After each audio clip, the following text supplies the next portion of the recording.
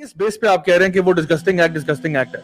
ठीक है, आपने मतलब आपने जब इस्लाम की बात ही नहीं करनी, आपने या तो ना कि तुमने डिस्कशन स्टार्ट ही किया हो कि जी जो अल्लाह उसके रसूल का फैसला है वो हमारा फैसला है। जब आपने वहां से बात शुरू ही नहीं की, आपने कहा कि जी कुछ चीजें जो है वो तो पब्लिक डिस्प्ले में आती हैं, मतलब उनका कहना का मकसद ये था कि किसिंग जो है जो कुछ हुआ है वो ठीक है, उसमें क्या ऐसी बड़ी बात है, वो तो बाहर भी होता है, ब्लाइंड आई कर देते हैं। लेकिन कुछ एक्ट्स बहरहाल ऐसे हो सकते हैं जो कि डिस्गस्टिंग होते हैं। क्यों डिस्गस्टिंग है वो भी क्यों ना पब्लिक में हम लोग करें, मतलब उसमें क्या मसला है? अगर आपने यहां तक इजाजत दे दी है तो बराए मेहरबानी थोड़ी और दे दो, ताकि पब्लिक एक दफा पूरी तरफ से, यानी वो जो है ना वो तसल्ली बख्श काम हो। इसका मतलब है हम किसकी डेफिनेशन पे चल रहे हैं? हम अपने मोरल्स जो हैं कुरान से नहीं ले रहे, अल्लाह ताला से, अल्लाह के नबी सल्लल्लाहु अलैहि वसल्लम की सीरत से हम अपने मोरल्स नहीं ले रहे। सर, वो अभी जो हैदर ने कहा था ना कि असल में ये लोग अपने भी स्टैंडर्ड्स पे कंसिस्टेंट नहीं है। बिल्कुल, ये अपने भी कंसिस्टेंट नहीं है। गोरों की सोसाइटी से ये सारे मोरल्स ले रहे हैं। सेंसर बोर्ड पे हमारे जब मूवीज जाती हैं सेंसर होने के लिए, तो उसमें सारे जो रोमांटिक सीन्स होते हैं वो काट देते हैं, लेकिन जो वायलेंट सीन होते हैं जिसमें वायलेंस दिखाया जा रहा होता है और बहुत ज्यादा वायलेंस दिखाया जा रहा होता है, उसको कभी नहीं काटते। वो हमारे बच्चे जो है वो घर में बैठ के देखते हैं, वो एक्सेप्टेबल है। तो हमारे माशरे में रोमांस एक्सेप्टेबल नहीं है,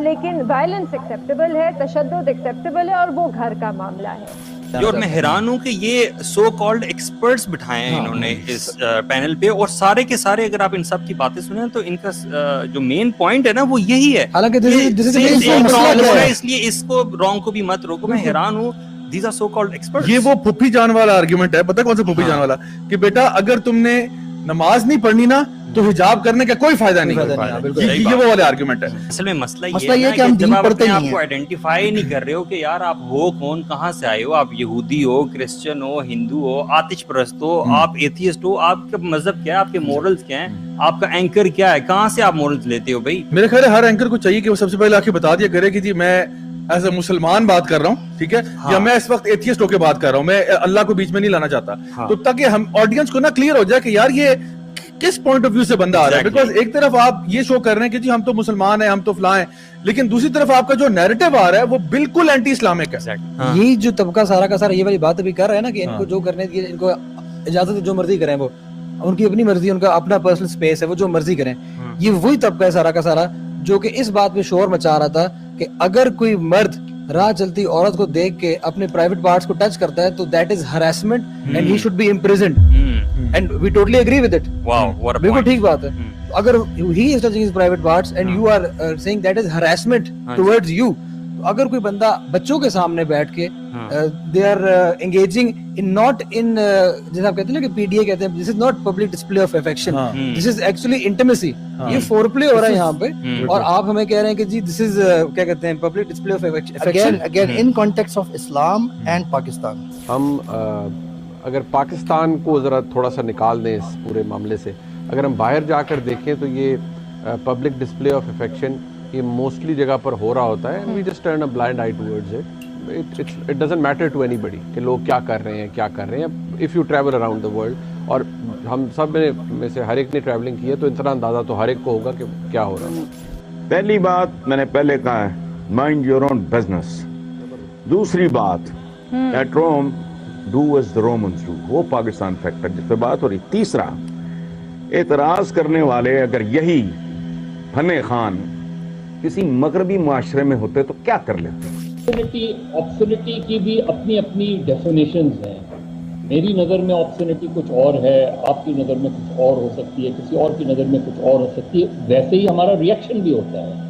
Who will define obscenity in the context of Islam and being Muslim? अल्लाह ताला कुरान में फरमाते हैं फितरतल्लाहि लती फतरा अन्नास अलैहा, ये वही फितरत इलाही है जिस पे अल्लाह ने इंसान को पैदा किया। यानी अल्लाह ताला ने अपनी फितरत पे हमें पैदा किया, और फिर हमें हमारे अंदर कुछ फितरा प्रोग्राम्ड है। सॉरी, आप ना कुरान की बात कर रहे हैं, ये पढ़े लिखे लोग हैं, इनका कुरान से दूर दूर तक कोई वास्ता नहीं है। इनकी एमफिल्स और पीएचडीज जो है ना वो साइंसी सब्जेक्ट्स में है, ठीक है, और ऑब्ससिनिटी इनको साइंस सिखा रही है, ठीक है।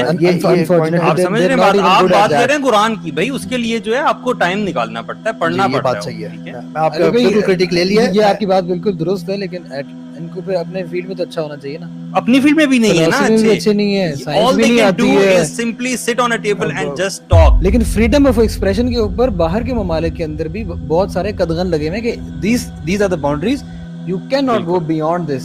जर्मनी में सिंबल ऑफ स्वास्टिकस जो नाज़ीज़ का है, जर्मन वो जो नाज़ी सल्यूट है वो आप नहीं कर सकते। सही। अब ये क्या चीज़ है? ये लॉ है, उनका रूल है। आप जाके हर चीज़ पब्लिक में अपनी गाड़ी में खड़े होकर भी आप नहीं वो कर सकते वो सल्यूट। इवन अमेरिका में आप रेसिस्ट स्लर्स बोलना शुरू करें, पुलिस पकड़ लेती है आपको, कोई बहुत रेसिज्म के ऊपर जो है ना बड़े लॉज है वहाँ पे। Because So ultimate freedom of speech नहीं है। This is freedom of expression according to you. Exactly. But actually, हाँ, फ्रेंड यानी फ्रांस में देखिए बर्निंग फ्लैग पे आपको पकड़ के अंदर कर देते हैं, आपको फाइन्स होते हैं, आप उनके एंथम के जो है ना मॉक करना शुरू करें उस पे फाइन्स होते हैं। इंग्लैंड में ये फाइन्स है, तो ऐसा नहीं होता कि जिधर मर्जी जाओ आपका है तो आपके लर्न ब्लाइंड आए।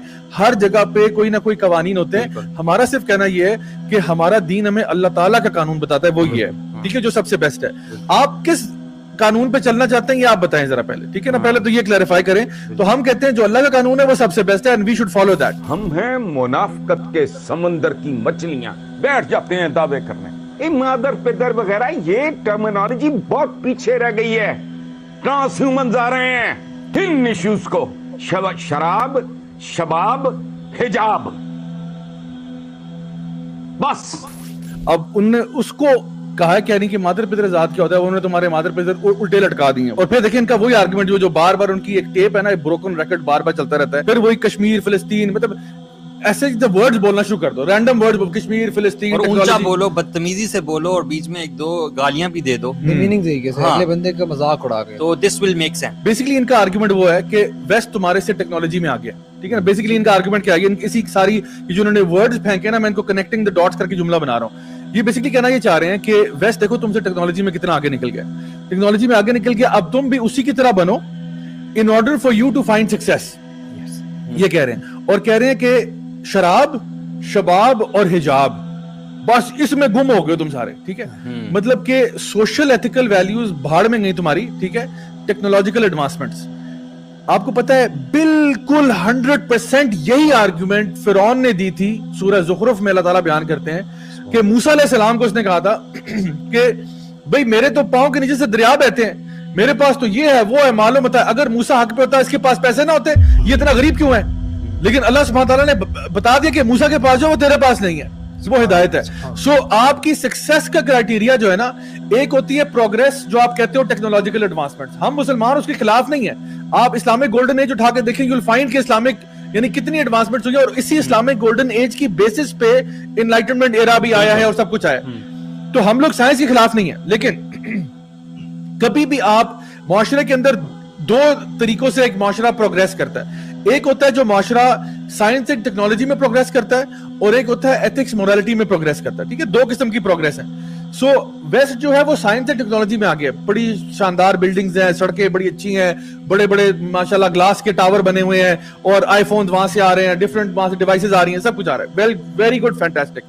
लेकिन यही मुआशरे हैं जो सबसे ज्यादा डिप्रेशन में गए हुए हैं, हाईएस्ट सुसाइड रेट्स वहां पे हैं, हाईएस्ट डोमेस्टिक वायलेंस के रेट्स वहां पे हैं, ये जो ना ड्रंकन ड्राइविंग के जो ना वाकयात वहां पे हैं, डोमेस्टिक अब्यूज के वाकयात वहां पे हैं, सबसे बड़े पोर्नोग्राफिक रिंग्स वहां पे बने हुए हैं, चाइल्ड पोर्नोग्राफी के अड्डे वहां बने हुए हैं। फैमिली सिस्टम का तो बेड़ा गर्क वैसे ही हो चुका है, बाप को तो आपने घास नहीं डालनी होती, 17 में आप छोड़ के निकल जाते हैं। मैं खुद इंग्लैंड में अपनी आंखों से मैंने देखा है किस तरह बच्चे 17-18 की एज में छोड़ के चले जाते हैं, और फिर साल बाद जो है ना happy father's day, happy mother's day, खुदा हाफिज, बस that's pretty much the entire society, जो बाहर से बड़ी साफ सुथरी है। सो एक है साइंटिफिक टेक्नोलॉजी में डेवलपमेंट, ये बिल्कुल डिफरेंट सब्जेक्ट है।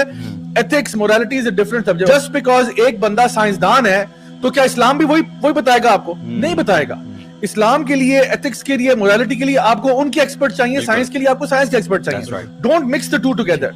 हसन इज़हार साहब का जो इन्होंने जुमले बोले हैं और ये बातें की, ये वर्ड्स थ्रो किए हैं, वो कह रहे हैं देखो अगर जहाज के अंदर दो लोग आपस में यूं कर रहे हैं तो देखो यही हरकतें करके वेस्ट कहां पहुंच गए, यानी इनको छोड़ के, इनको इग्नोर करके इस किस्म की बातों को, पेटी डिस्कशन को छोड़ के वो कहां तरक्की कर गए, और तुम अभी तक उधर ही फंसे हुए हो, हिजाब में फंसे हुए हो, तुम फंसे हुए हो, शराब में फंसे हुए हो, और तुम शबाब में फंसे तो हसन निसार साहब आप तो नहीं फंसे हुए ना, आप कहाँ पहुंचे हैं? हाँ। आप अपनी बात करें। हम ये कहते हैं कि बेसिकली ये जो साथ लेके चलना देखिए, ये जो इनका आर्गुमेंट है ना, ये बड़ा लेम आर्गुमेंट है। मैं इसलिए कहना चाह रहा हूँ कि असल में ये जो बात है ना कि जी वो वेस्ट इस वजह से तरक्की नहीं किया उसने साइंस एंड टेक्नोलॉजी में क्योंकि वो बेगैरत हो गए। एग्जैक्टली। उसकी जहां उन्होंने ये किया ना, उनके सोसाइटी तबाह हुई है, उनकी नस्लें तबाह हो रही हैं। अभी फैमिली सिस्टम के तो वैसे ही बड़ा गर्क हो गया, डिवोर्स रेट सबसे हाई है, शादी वैसे कोई नहीं करता, ठीक है? सोसाइटी में सोशल ईवल ऐसे ही है, यानी औरतें जो है वो आपके जो ना बहुत सारे हराम प्रोफेशंस में जा रही हैं। सो द आइडिया इज कि आपने उस लिहाज से अगर आप देखें तो पूरी सोसाइटी आपकी डीजेनरेट कर गई है, लेकिन बिल्डिंगें आपके पास बहुत अच्छी है, टेक्नोलॉजी